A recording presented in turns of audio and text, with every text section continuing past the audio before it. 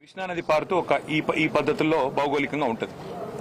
మరి మనకున్న పరిస్థితుల్లో, మనకున్న వాతావరణ పరిస్థితుల్లో ఈ రెండు జీవనదుల నుంచి నీళ్లు తీసుకోవాలి అంటే ఇవాళ ఇటు ప్రాణహిత, గోదావరి, మానేరు ఈ అన్ని నదులు కలిసే ఈ పాయింట్లో నీళ్లు తీసుకుంటే మొత్తంగా ఈ పాయింట్ నుంచి ప్రతి పాయింట్ కూడా నీళ్లు తీసుకోవచ్చు, తెలంగాణలోని ఇంచు తడపొచ్చు అన్న ఉద్దేశంతో కేసీఆర్ గారు ఒకటి కాదు బహుళార్థ ప్రయోజనాలు ఉన్న ఈ ప్రాజెక్టును రూపొందించడం జరిగింది.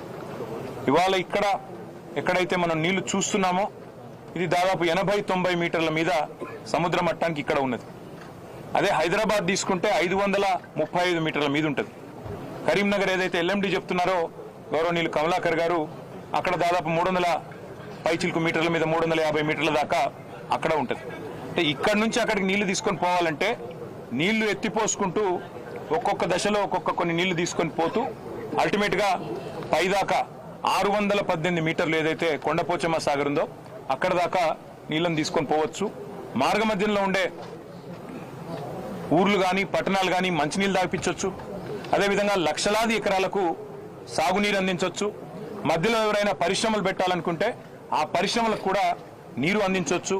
అదేవిధంగా మత్స్య సంపద ప్రోత్సహించవచ్చు. ఇట్లా బహుళార్థకమైన ఒక మల్టీపర్పస్ ప్రాజెక్టు కామధేనువు లాంటి ప్రాజెక్టు తెలంగాణకు, కల్పతరువు లాంటి ప్రాజెక్టు కాళేశ్వరం.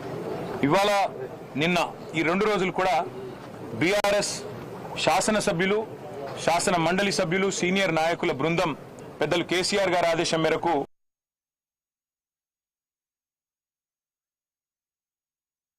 మొదలుపెట్టి ఈరోజు నిన్నటి నుంచి ఈ రోజు కొనసాగించినాం. స్పష్టంగా మాకు కనబడ్డది ఏమంటే ఎగువన మహారాష్ట్ర నుంచి శ్రీరామ్ సాగర్